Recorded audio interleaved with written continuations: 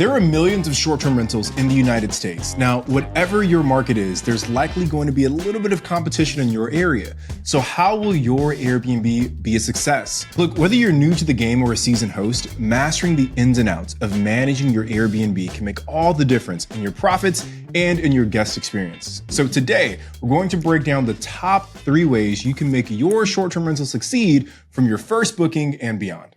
So guys, welcome back to the Real Estate Rookie Podcast. I'm Tony J. Robinson, and sadly, I'm not joined by Ashley Kerr because she's away traveling, but we'll be back together again in a few weeks, so don't worry. But this is the podcast where every week, 3 times a week, we bring you the inspiration, motivation, and stories you need to hear to kickstart your investing journey. And today, I'm joined by someone super special, my wife, Sara Robinson. Thank you so much for having me, hubby. Welcome to the pod, Bob. I'm so bummed that Ashley's in here. I thought I was doing this with Ashley. I'm a big fan. No, yeah, it's just me and you. So, I see him every day, guys. BP, what happened? So, guys, we're going to discuss today how to price your Airbnb, how to make your Airbnb stand out, Yes. how to streamline the management, really scale this business up. All right. So, I guess the first question that comes to mind is, we've been in this business for about 4 years now, on the short-term rental side specifically. Portfolios, did just over 2 million last year. We're probably gonna do a little bit more than that this year with the hotel, especially now. We've made a lot of mistakes along the way. We've done a lot of things. So many, yes. I guess in your mind, babe, like what do you think makes a successful Airbnb today? That's a really good question because I think sometimes I even doubt myself. I know I have this like imposter syndrome that I struggle with often about, am I even an Airbnb host? Am I an investor? I feel like I struggle with knowing that about myself because I feel like we messed up so much, With all that I just said, what makes the most successful STR is doing your due diligence and like really setting it up and doing all the things that I feel we didn't do from the beginning in the beginning. I feel like, we have our YouTube channel and you talk about it on the podcast. Like we've truly just kind of learned as we've gone. And I think the most successful STR operators and just properties are the ones that really, really take their time, do their due diligence, research, take their time setting it up, do a killer design from the beginning, So I think that's the answer. I think especially now, like when we first started, there were a lot of not very good properties 100%. we were competing against. But now we've seen the market kind of shift where there's a lot of new builds, like properties have been built specifically to be an Airbnb. Right. And those are tough properties to compete against if you're just like taking, a regular home and just kind of putting nice furniture in it. So the new construction, I think, has played a really big role, especially in the markets that we're in. So like Joshua Tree, a lot of new construction in that market. And they're like cool properties, not just new construction. Like the architecture is cool. The details are like elevated details, so. And even for us in our portfolio, our new construction properties outperform our rehabbed properties. 100%, yeah. So like the new construction is a big piece. Same thing in the Smoky Mountains. Like now a lot of the new cabins have indoor pools. Yeah. And we have one with an indoor pool. We have 4 that don't. And the one with the indoor pool is one of our better performing properties. So I think, like Sara said, just having a really solid game plan going into it is super important. Now, I think the mistake that a lot of people make is when we talk about successful, I think people automatically assume that if you buy in a market that's popular, that's automatically going to guarantee your success. 100%. Which is not the case, right? Like, do not do that. If you're listening to this podcast, take that away, Anyone who I meet that's like from the Midwest to the East Coast and ask them, where do you want to buy your first Airbnb? They almost always say Florida. Really? It's almost always, we have kids, we love going to Disney, like we think we want to buy in Orlando. Oh my God. And Orlando's like by far one of the most competitive markets like on the planet for short-term rentals. But people assume that just because there's all the amusements there because the travel and tourism is so just strong, so many people that you're going to do well. But it's like, how much money will you have to invest to be profitable in that market or be fully booked in that market? And can you do that profitably? Yeah. Some of the coolest Airbnbs we've stayed at were in Orlando. And like when I think about what they put into it. Yeah, go on Airbnb after this podcast and just search Airbnbs in Florida. And they are insane what they do in those houses. Yeah. It's literally like they took the theme park and put it into the literally Airbnb. And like, that's a big investment. So even if you're going to be booked, even if you're going to generate a lot of revenue, can you do it profitably? So Right. I think what makes it super successful, going back to what you said, having a really solid game plan going into it, understanding that a popular market isn't necessarily a profitable market, and then not treating the design and the amenities as an afterthought, but really doing that at the beginning of the property as well. 100%. Yeah. I think, like you said, back in 2020 to 22 era, so many people got into the Airbnb space, bought a house in a poppin' area, like I said, like Joshua Tree, slapped the Airbnb logo on their property, and we're like, heck yeah, we have an Airbnb now. But it's not that simple, you know? All right, guys, so stay tuned after this break for more on how to make your Airbnb stand out. We're going to take a quick break. Now, look, if you're looking for a short-term rental, you need to find the right market first. So go to biggerpockets.com/findamarket. Okay, that's biggerpockets.com/findamarket to identify the best locations for your first or your next Airbnb. All right, guys, welcome back to the show. Those are some important things to consider just at like a high level of starting your Airbnb business, right? How do you go to foundational level, set yourself up for success? Well, let's go into the first step, which is pricing and analyzing your Airbnb correctly. And we touched on this a little bit, right? Like not going into a market just because it's popular and thinking it's going to make it profitable, but really looking at the data and saying, what does the data say about this specific market? And the level of like foot traffic, right? Like how popular a market is just one of many data points that you should be looking at as you're evaluating different cities and markets to invest into. So in addition to the popularity, you also want to look at the price point, right? Like if this is a super popular market, how much do I have to spend to even get into this market, right? Because maybe it makes more sense to go into a less popular market where the price point is half than going into a super popular market where the price point is double. I'll give you an example. There's an investor that we know. He bought a 4-bedroom property on the western side of the Smoky Mountains. And the Smoky Mountains is one of the biggest short-term rental vacation markets in the United States. And if you were to buy a 4-bedroom cabin as nice as his on the eastern side, where kind of the Pigeon Forge and Gatlinburg is, it's $1 million easy for that nice cabin. He got his for about, I think, $600,000 just by going on the other side of the mountain range, right? So it's little decisions like that to say, can I get maybe more bang for my buck by choosing the markets that maybe are a little less popular, but have a little bit more room for profitability, okay?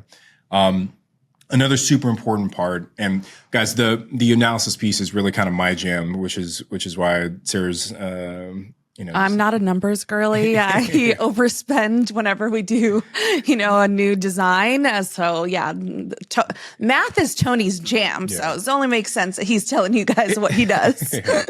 So that's the first piece, right? Is looking at the data, not just the popularity, but looking at the price points. Another important thing too, and we'll talk about this in a bit, but it's also looking at the saturation. And I'll give you guys some actual data points to look at to kind of gauge the saturation piece, but we'll talk about that in a bit. And then just also understanding how affordable is this market for me personally, right? If you say that you get approved for $500,000, does it make more sense for you to go out and get a 2-bedroom in a popular market at $500,000, or does it make more sense for you to go get a 5-bedroom in a maybe slightly smaller market? And what gives you the better return? So looking at that piece. And then we always try and make sure that when we start drilling down to specific properties, that we're using data from tools like AirDNA, we're using data from tools like Price Labs to pull comparable Airbnbs in that market and get actual cold, hard facts on the type of revenue that those listings generated, okay?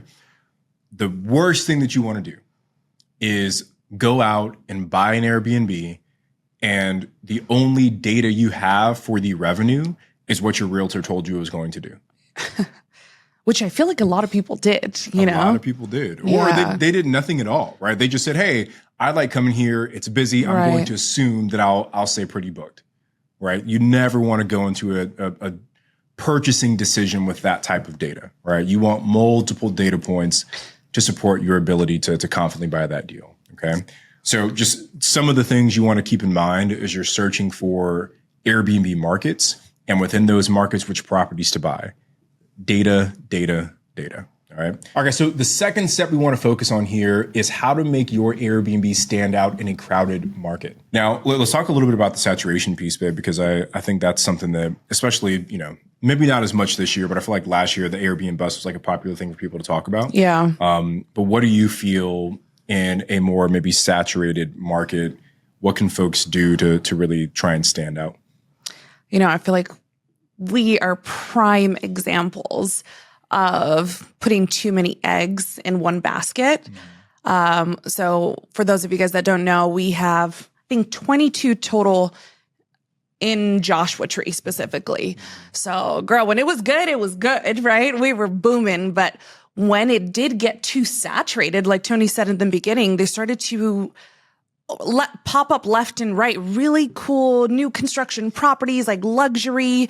And ours is good. They were like super cute, tiny homes, but now we're competing with bigger and better products, and a ton of them at that. And some really cheap hacks to making your property look more upscale is lighting. I feel like a lot of people undervalue lighting, and you can get, I think it's like 2 50-foot string lights from Costco. I think it's for like $40. So string lights. What else? I feel like there's really cool sconce lights that you can get on Amazon, on Wayfair. Up lights in the backyard. Yeah, like landscape lights on any steps. And if you have stairs in your outside area, whether the front yard or backyard, put these cool little I think you can use adhesive, something super cheap to get them up there. And it just elevates your space so much. So yeah, lighting, I think, is a super easy way to elevate your space. Another really simple and cheaper way to stand out in your market, I'd say, is by the design. I feel like design is the very first thing that catches someone's attention when they're scrolling on the app, right? It's the photos that are going to catch someone's attention and either click into your property or continue scrolling. So the design really needs to be worth stopping the scroll.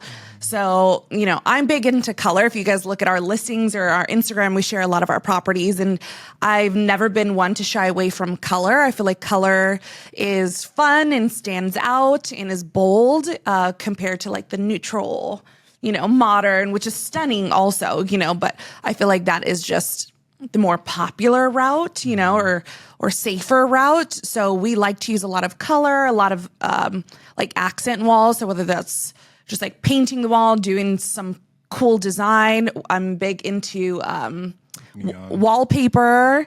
What else do I do? Neon signs, strip lights. Yeah, kind of like our background, things like this that make it feel like if you guys watch Love Island.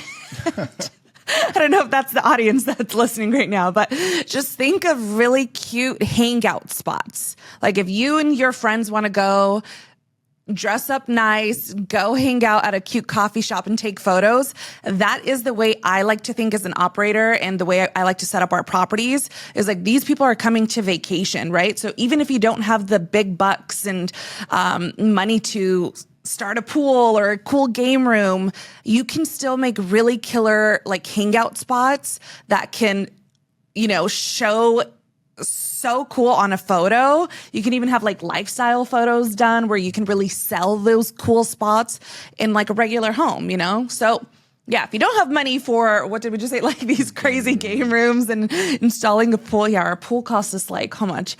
100 and... No more. It was $120K, So I get that's a lot of money, So design is also a super easy way to just focus in on that and still kill it in that market. You did mention photos. I think that's one of the super low hanging fruit that we see a lot of new hosts get wrong, where they spend all this money getting the property ready, but then they want to skimp the photography, which can be expensive. So just know, when you're getting quotes from these photographers, back when we started in 2020, it was like $300-400. And back then we're like, oh, damn, like that's a lot of money. We just redid a property and that same photographer 4 years later charges $1,200. Yeah. But it's well worth it because you're not going to photograph your space as well as a professional will. So that's something that's super low hanging that you can go out and get done correctly. Yeah. But guys, like just one thing I want to challenge you guys on, because if you're hearing this and you're like, well, Tony, Sarah, I don't have the money for a game room. I don't have the money for a hot tub. I don't have the money for a pool, whatever it may be. I would prefer that you buy a slightly cheaper property, right? So if say that you have, let's use round numbers. Say that you have $100,000, right? Mm-hmm. Instead of using 80 of that on your down payment and having 20 left over to get this thing set up, I would prefer that you use $40,000 for your down payment and then spend the other 60 getting it set up and really nailing the design and the experience, right? So you always want to gauge your decision on not just your down payment and your closing costs, but the setup costs as well. Right? Yeah. Your design, like your furnishings, are probably going to run you $15 to $20 per square foot. So if you have a 1,000 square foot home, expect to spend between $1,500 to $2,000 for furnishing. Right? I'm sorry, $15,000 to $20,000. I was going to say what the math guy, guys. The one I just give credit on. $15,000 to $20,000 for furnishing, and obviously as the property gets bigger, you'll spend more. But a lot of people treat that decision as an afterthought. Right. Whenever you look at your pile of cash, it's not just down payment and closing costs. It's down payment, closing costs, and your setup. Right. So that's a super important one, guys. So that's, I think, a good framework for how you stand out in a market.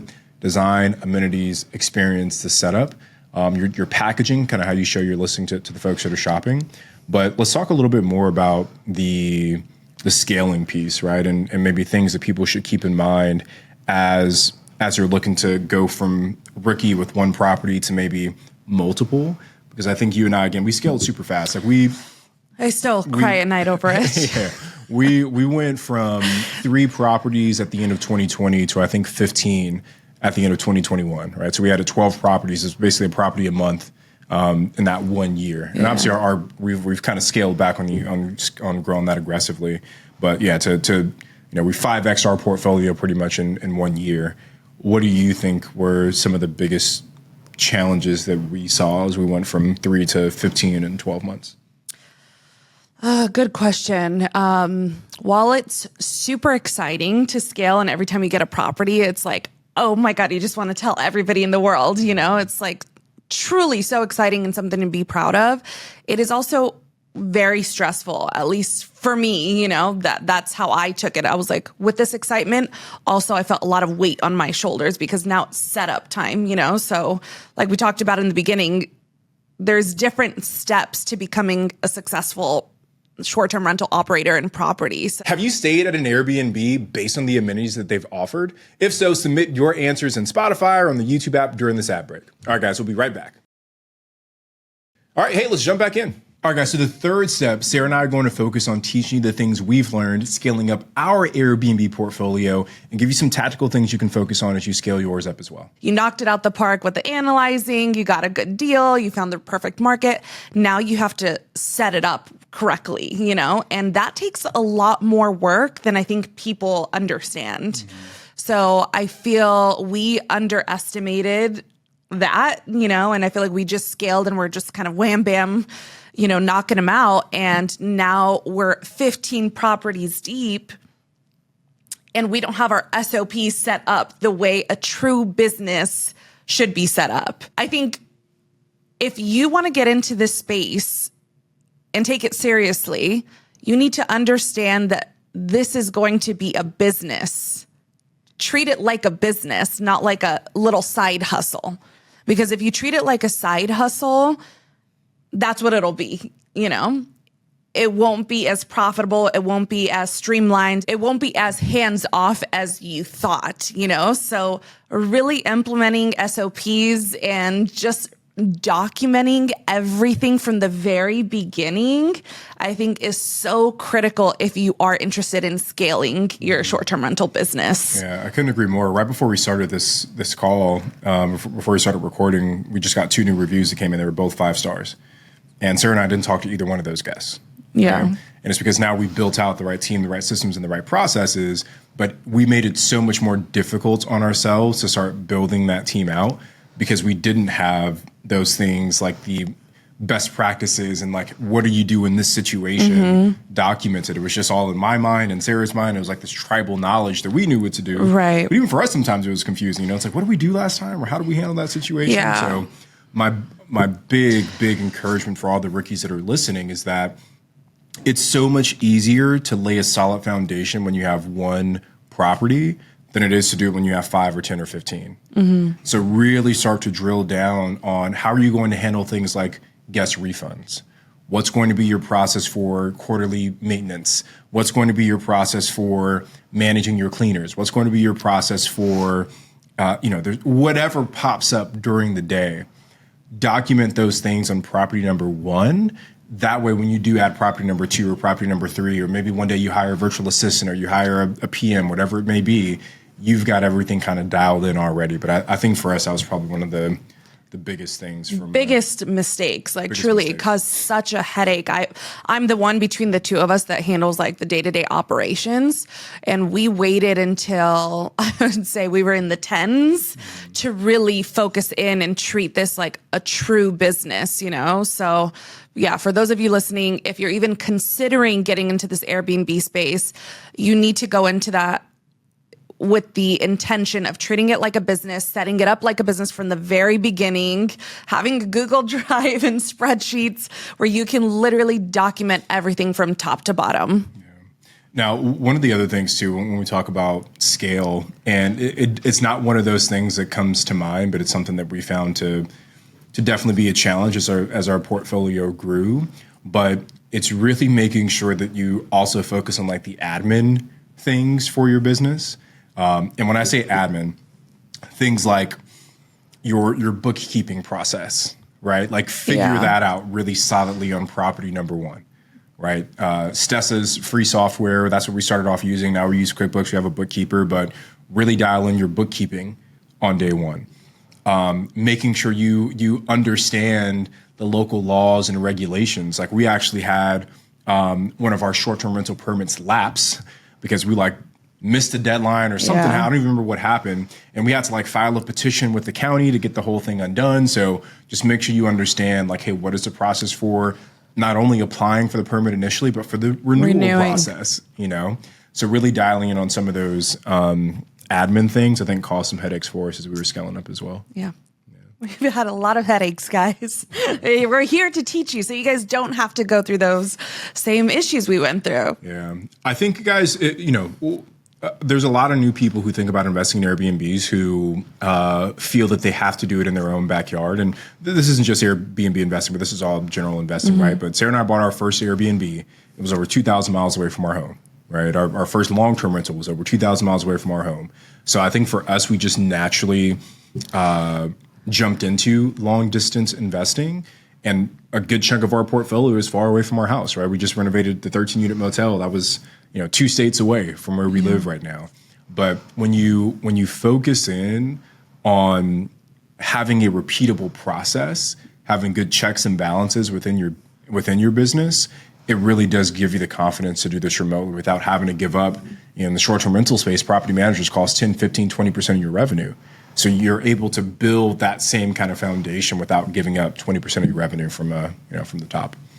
Yeah, I love that you say that, and I just want to share my personal experience. When we first started in this space, I'm not a real estate guru. I'm very confused with the market. And that's just not naturally what I'm interested and good at.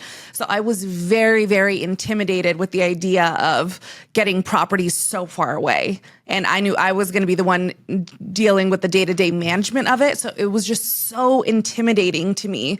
Tony has no fear in the world and is just down to do crazy things like investing in Pigeon. We'd never heard of Pigeon Forge before. He was like, "Hey babe, I'm buying this cabin." I was like, "Where the heck is Pigeon Forge?" And I was like, "I don't know." Yeah, but we're buying it. So, that just shows two different kinds of personalities, So if you are listening and feel more afraid of the idea of investing from afar, please take my words of advice. It is way easier than you think.